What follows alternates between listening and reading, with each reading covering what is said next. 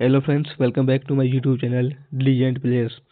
तो दोस्तों, आप जैसे भी आए हैं, भूलते भटकते कैसे भी आए हैं, अगर इस वीडियो को, तो आपसे निवेदन है कि आप अंत तक जरूर देखिएगा। ठीक है। आप यदि 3 से 4 मिनट वीडियो देखते हैं तो आप अंत तक जरूर देखेंगे। ये जो मैं करा रहा हूँ DSSS के PYQ क्वेश्चंस हैं। और दोस्तों, आज जो क्वेश्चंस लेके आया हूँ मैं, वो जो 2025 नवंबर दिसंबर में जो एग्जाम्स हुआ था दिल्ली जेल वार्डर का, उसके क्वेश्चंस लेके आया हूँ। ठीक है। 2026 के क्वेश्चंस तो जो भी हुए हैं 5-6 क्लास में ख़त्म हो गए, और जैसे भी आंसर की आएंगी मैं उनको डाल दूंगा। ठीक है। तो ये PVCS क्वेश्चंस हैं। और दोस्तों, मैं आपको बता दूं कि मैंने बहुत ज़्यादा पुरानी करंट हो जाएगी, तो इसलिए मैंने करंट के क्वेश्चंस नहीं कराए हैं। ठीक है ना। मैंने जो मेन क्वेश्चन है 26-27 जो भी हैं, वो 28-30 तक 32 तक वो कराए हैं। जो कि 7-8-10-12 क्वेश्चन करंट के आते हैं, वो मैंने नहीं कराए हैं। आपसे निवेदन है कि यदि आप यहाँ तक कैसे भी आए हैं तो, और आप एक सीरियस छात्र हैं, तो इस वीडियो को अंत तक जरूर देखिएगा। यदि आप एक सीरियस छात्र हैं तो आप वीडियो को अंत तक देखिएगा। पहला क्वेश्चन है कि सुंदरी वृक्ष मुख्यतः किस वन के प्रकार हैं? तो सुंदरी जो वृक्ष है वो है मैंग्रोव वन के। किसके? मैंग्रोव वन के प्रकार हैं। किसके हैं भाई साहब? सुंदरी वृक्ष मैंग्रोव वन के प्रकार हैं। ठीक है। सुंदरी वृक्ष सुंदर वन में पाए जाते हैं। यह ज्वारीय और दलदली दोनों क्षेत्रों में उगते हैं और मैंग्रो वनस्पति का प्रमुख वृक्ष है। ऑप्शन बी की बात करें तो उष्णकटिबंधीय वर्षा वन, ये अधिक वर्षा वाले क्षेत्रों में पाए जाते हैं। और पर्वतीय वन जो है ऊंचाई वाले वनों में पाए जाते हैं। और पर्णपाती जो वन है ना, वो वन जो साल, सागौन आदि मिलते हैं।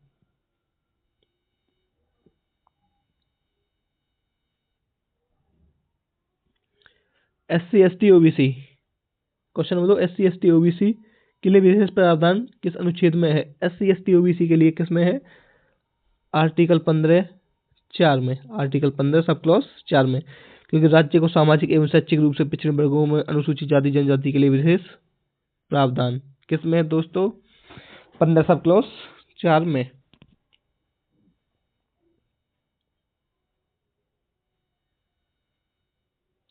किसमें? 15 सब क्लॉज 4 में। क्योंकि हम बात करें आर्टिकल 16(1), ये रोजगार में समान अवसर से वंचित से संबंधित है। सॉरी, आर्टिकल 15 आर्टिकल जो है 18 वो उपाधि उन्मूलन से संबंधित है। आर्टिकल 14 जो है कानून के समक्ष समानता का अधिकार प्रदान करता है।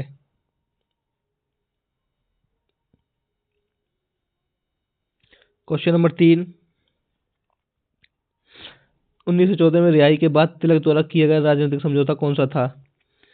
समझ रहे हैं कौन सा था? तो वो था लखनऊ पैक्ट 1916 में, जो कि मैंने आपको पिछली वीडियो में कराया है। सूरत का विभाजन 1907 में, कांग्रेस 2 डिपार्टमेंट में विभाजित, गर्म दल और नरम दल। किसमें? गर्म दल और नरम दल में।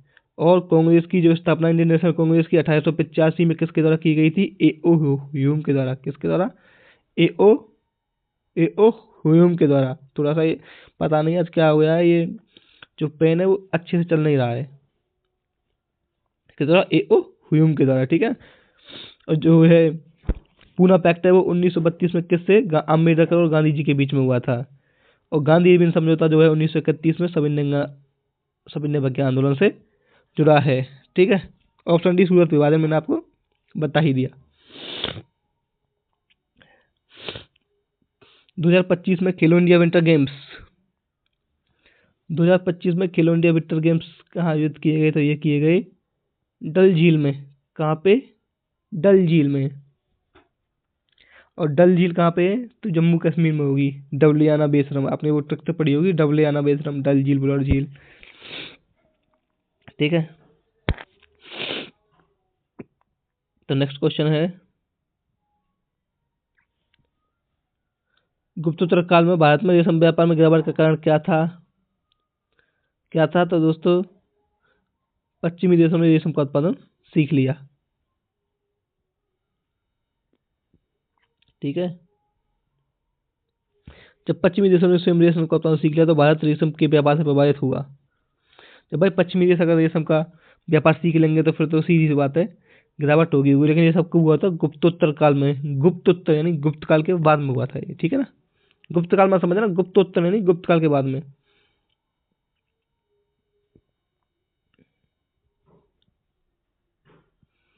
नेक्स्ट क्वेश्चन है सामाजिक न्याय पर आधारित व्यवस्था को बढ़ावा देने के लिए किस निर्देश अनुच्छेद में है? तो यह आर्टिकल 38 में है। किस में है? आर्टिकल 38 में। जबकि आर्टिकल 37 नीति निर्देशक तत्वों के परिवर्तन से संबंधित है। आर्टिकल 39 समान वेतन पर आर्थिक न्याय संबंधित है। आर्टिकल 40 ग्राम पंचायतों के गठन से संबंधित है। ठीक है, आर्टिकल 40 ग्राम पंचायतों के गठन से संबंधित है। नेक्स्ट क्वेश्चन चलते हैं।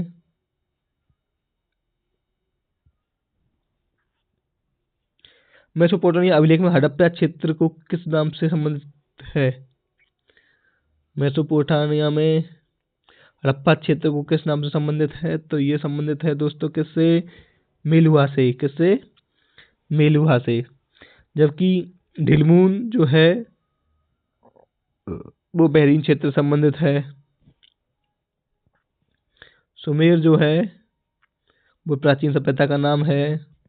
और ओमान जो है मगध क्षेत्र संबंधित है।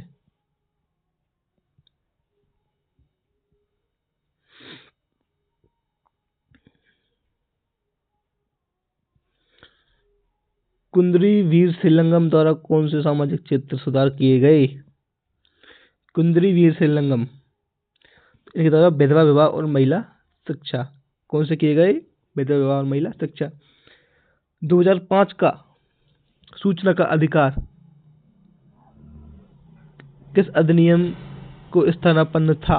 यह था सूचना एवं स्वतंत्रता अधिनियम 2002 आया था, उसको स्थापित करके सूचना का अधिकार राइट टू इन्फॉर्मेशन 2005 आया। कौन सा आया? 2005 आया राइट टू इन्फॉर्मेशन। जबकि इसको किसने प्रतिस्थापित किया? तो सूचना का अधिकार अधिनियम 2002 को प्रतिस्थापित किया। तो आप इसमें दिमाग लगा सकते हैं कि सार्वजनिक ये राष्ट्रीय अभिलेख अधिनियम ये तो होगा नहीं दोस्तों, बाकी तीनों में से होगा, ठीक है ना।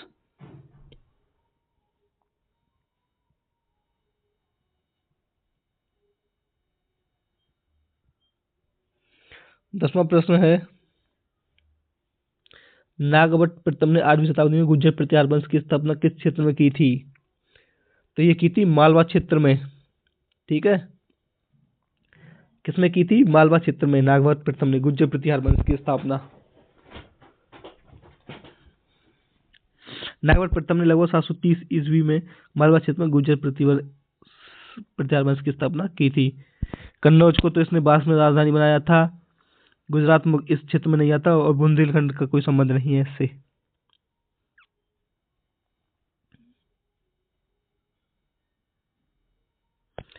अठारह के विद्रोह के बाद 1857 के विद्रोह के बाद कौन सा प्रमुख सैन्य परिवर्तन किया गया?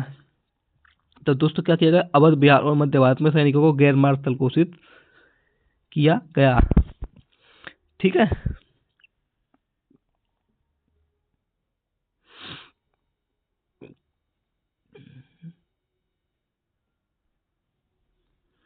कलमकारी कला किस राज्य से संबंधित है? तो कलमकारी कला किससे है? आंध्र प्रदेश से संबंधित है।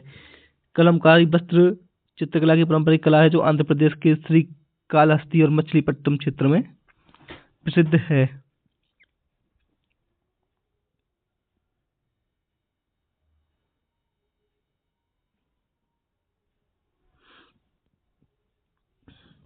संविधान की प्रस्तावना में कौन सा शब्द बाहरी नियंत्रण से स्वतंत्रता को दर्शाता है? तो ये कहता था संप्रभु। संप्रभु का अर्थ है भारत के किसी भी बाहरी शक्ति के नियंत्रण में नहीं है। समान कार्य के लिए समान वेतन आर्टिकल 39D ये मैंने कराया है। ठीक है, अभी ऊपर ही कराया मैंने। समान कार्य के लिए समान वेतन कौन सा है? Article 39D। पुरुष और महिला को समान वेतन देने के निर्देश दिए गए हैं।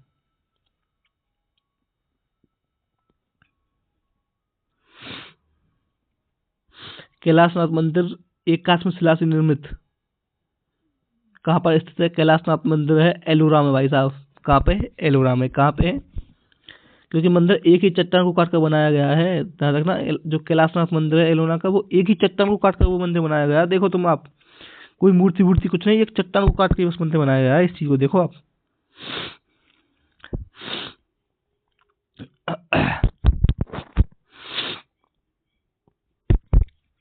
जबकि अदर्स की बात करें, जो महाबलीपुरम है ये रथ मंदिर है। और देवगढ़ की बात करें, देवगढ़ का दशावतार मंदिर जो है भगवान विष्णु के लिए समर्पित है और गुप्तकालीन का मंदिर है, जो कि पंचायतन शैली में निर्मित है। बौद्ध गुफाओं के लिए प्रसिद्ध है कौन है? अजंता। कौन है? अजंता जो है बौद्ध गुफाओं के लिए प्रसिद्ध है। नेक्स्ट क्वेश्चन पे चलते हैं।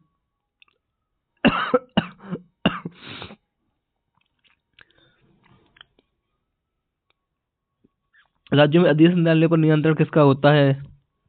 तो ये होता है राज्य के उच्च न्यायालय का। ठीक है भाई, राज्य में अधीनस्थ न्यायालय जो होते हैं तो भाई उसके राज्य का हाईकोर्ट का होगा। जो जिले के कोर्ट हैं इस राज्य में, तो उसके राज्य के हाईकोर्ट का होगा। ठीक है, आर्टिकल 227 के तहत उच्च न्यायालय को अधीनस्थ न्यायालय पर नियंत्रण करने का अधिकार है।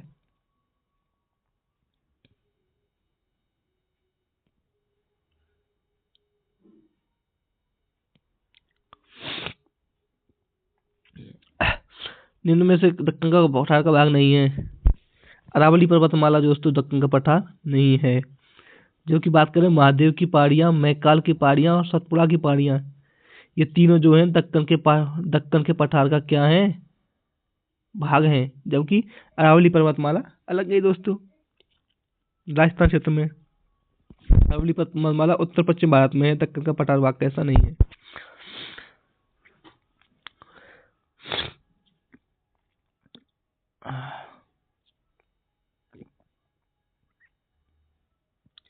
क्वेश्चन है 2004 में तमिल को शास्त्रीय भाषा का दर्जा किस मंत्रालय ने दिया? तो ये दिया था गृह मंत्रालय ने। किसने दिया था? गृह मंत्रालय ने।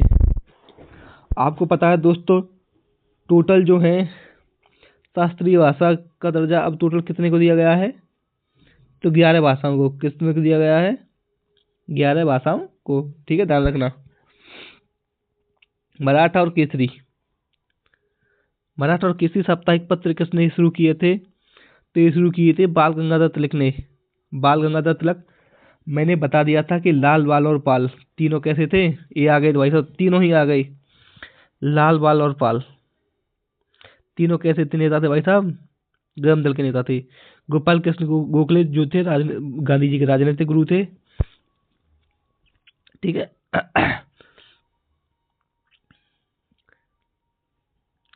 तिलक ने 1883 में किस तिलक ने? बाल गंगाधर तिलक ने केसरी जो पत्रकार निकाली वो तो मराठी भाषा में थी, और मराठा जो पत्रकार निकाली वो अंग्रेजी भाषा में थी। ध्यान रखना, केसरी तो मराठी भाषा में थी और मराठा अंग्रेजी भाषा में थी।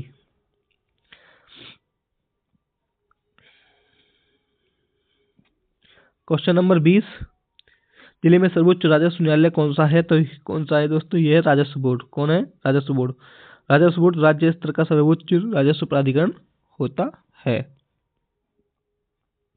नेक्स्ट चलते हैं। अभी दोस्तों मैंने बताया था ना, ये तो फर्स्ट पार्ट के 20 क्वेश्चन हुए, और जो नेक्स्ट पार्ट के क्वेश्चंस थे उनमें से करंट अफेयर्स के क्वेश्चन हटा के लेके आया हूं मैं। शुरुआत के 5 क्वेश्चन करंट अफेयर्स के थे और बीच बीच में करंट अफेयर्स के, तो वो मैंने हटा दिए हैं। भारी बल शून्य होने पर कौन सा संरक्षण का नियम लागू होता है? तो दोस्तों कौन सा होता है? रैखिक संवेग संरक्षण का नियम लागू होता है। ऊर्जा संरक्षण का नियम हर स्थिति में लागू नहीं होता, चाहे वह भारी बल हो, या इसलिए विशेष रूप से भारी बल शून्य के सत्व इसमें नहीं है। कोणीय संवेग संरक्षण, टॉर्क जब शून्य होता है। ऊर्जा और संवेग दोनों संरक्षण आवश्यक नहीं है। जबकि रैखिक संवेग संरक्षण में क्या होता है, आप अच्छे से देखिएगा। रैखिक संवेग संरक्षण, यह ऊर्जा प्रणाली पर कुल भारी बल शून्य होता है और रैखिक संवेग स्थिर रहता है। और ये कौन सा है? संवेग संरक्षण का नियम न्यूटन की गति का द्वितीय नियम है, जिसमें क्या होता है, कुल भारी बल क्या होता है? शून्य होता है। कुल भारी बल क्या होता है? शून्य होता है, और कुल रैखिक संवेग स्थिर रहता है।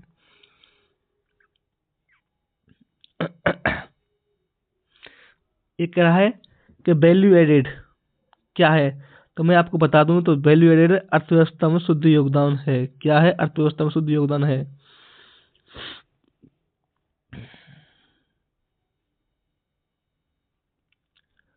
वैल्यू एडेड का मतलब है कुल उत्पादन माइनस मध्यवर्ती वस्तुओं की लागत। यही जीडीपी की गणना का आधार बनता है। ठीक है ना। नेक्स्ट क्वेश्चन चलते हैं।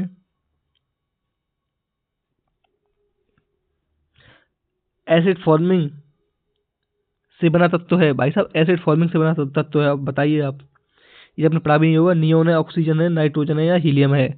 तो इसका उत्तर कौन है? ऑक्सीजन। कहाँ है? ऑक्सीजन। ऑक्सीजन क्यों है? क्योंकि ऑक्सीजन ग्रीक शब्द ऑक्सिस प्लस जीनस से बना है, जिसका अर्थ होता है, क्या होता है? अम्ल उत्पन्न करने वाला, यानी एसिड फॉर्मिंग। ठीक है। ऑक्सिस का अम्ल होता है, जीनस का मतलब होता है उत्पन्न करने वाला। ठीक है। जबकि नियोन की बात करें तो ये एक निष्क्रिय गैस है, रासायनिक अभिक्रिया नहीं करती क्योंकि निष्क्रिय गैस है।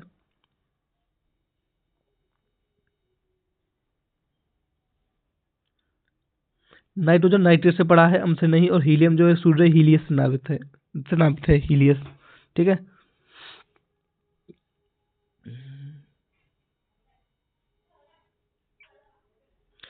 क्वेश्चन कह रहा है कि बचत दर बढ़ने से जीडीपी पर क्या प्रभाव होगा? तो इस पे दोस्तों क्या प्रभाव होगा? बचत दर अगर बढ़ेगी तो जीडीपी जो है वो क्या होगी? घटेगी। क्या होगी? घटेगी, लेकिन अल्पकाल के लिए घटेगी। यदि लोग अधिक बचत करेंगे तो खपत घटेगी, जिससे जीडीपी घट सकती है। ठीक है। कोई प्रभाव नहीं भाई, प्रभाव तो होगा। बढ़ती है, बढ़ेगी नहीं, घटेगी, मैंने बता दिया।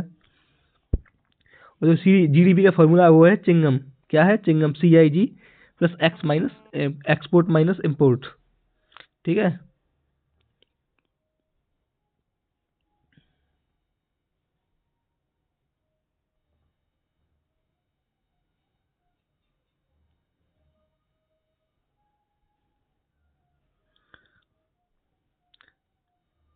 क्वेश्चन नंबर 12, 32 दांतों में कितने प्रकार के होते हैं? तो दांत कितने प्रकार के होते हैं? 4 प्रकार के। ठीक है। कितने प्रकार के होते हैं? 4 प्रकार के दांत होते हैं। इनमें इंजीजर, केनाइन, प्रीमोलर और मोलर। ठीक है। अग्रचवर्णक, चवर्णक, काटने वाले और फाड़ने वाले। ठीक है। 4 प्रकार के होते हैं। इंसीजर, केनाइन, मोलर और प्रीमोलर। ठीक है। 2011 में सर्वाधिक महिला साक्षरता। आ जाओ।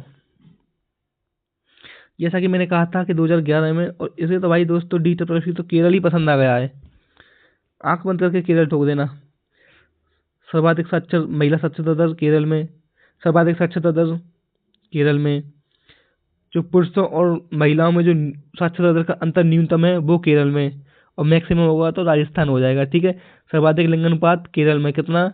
1084। कितना? 1084। 1000 पुरुषों पर 1084 महिलाएं। ठीक है दोस्तों। तो 2011 की जनगणना से रेगुलर क्वेश्चंस आ रहे हैं, जैसा कि एनालिसिस किया है। बिल्कुल रट डालो आप 2011 की जनगणना को। तो WHO 2025 में भारत किस रोग से मुक्त होगा? तो ये होगा ट्रैकोमा से। किससे? ट्रैकोमा से। ये क्वेश्चन आया था हमारे लिए दोस्तों मिलान के लिए, तो मैंने सीधा मिलान करके लिख दिया है कि जो सिडबी है, small industrial development bank of India, SIDBI का जो हेडक्वार्टर लखनऊ में है, ये सूक्ष्म लघु एवं मध्यम उद्योगों को वित्त देता है। ठीक है। नाबार्ड जो है, सिडबी की जो है 1990 में इसकी क्या हुई थी? स्थापना हुई थी। मैं आपको बताऊं, लिखा नहीं जा रहा है इससे, आप मान लो कि 1990 में हुई थी। नाबार्ड 1982 में स्थापना हुई थी, जो है ग्रामीण विकास और सहकारी बैंकों को विनियमित करता है। MFIN माइक्रो फाइनेंस संस्थाओं का स्वनियामक संगठन है। सेवा बैंक महिलाओं को बैंकिंग सेवाएं प्रदान करता है। मालाबार तट के निकट द्वीप है। मालाबार तट मैंने बताया था कि केरल का जो तट है उसे मालाबार तट कहते हैं, केरल की जो आसपास का तट है। और उसके निकट द्वीप कौन सा है? तो लक्षद्वीप है भाई साहब। कौन सा है? लक्षद्वीप है। अंडमान निकोबार तो अलग गए, बे ऑफ बंगाल की तरफ। ठीक है ना। अरब सागर में कहाँ पे है? केरल के पास में है। जबकि मालदीव तो दोस्तों स्वतंत्र देश है, अलग देश है। बाहर से कोई लेना देना नहीं है।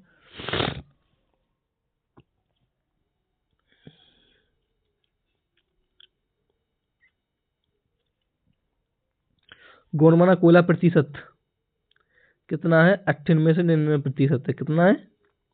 क्योंकि भारत में लगभग 98% कोयला जो भंडार है और 99% उत्पादन गोंडवाना कोयले से है। ठीक है, 98% तो इसका भंडार है और 99% उत्पादन गोंडवाना कोयले से है। द्विगुणित निषेचन, द्विगुणित निषेचन क्या है? तो द्विगुणित निषेचन क्या है दोस्तों? ये डबल फर्टिलाइजेशन है। क्या है? डबल फर्टिलाइजेशन है।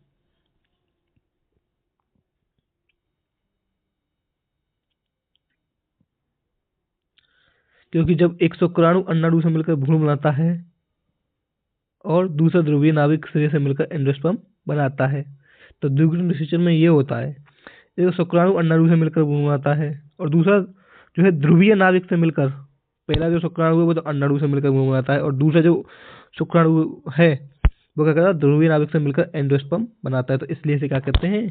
डबल फर्टिलाइजेशन, द्विगुणित निषेचन कहते हैं। ठीक है, तो कैसी लगी आपकी वीडियो?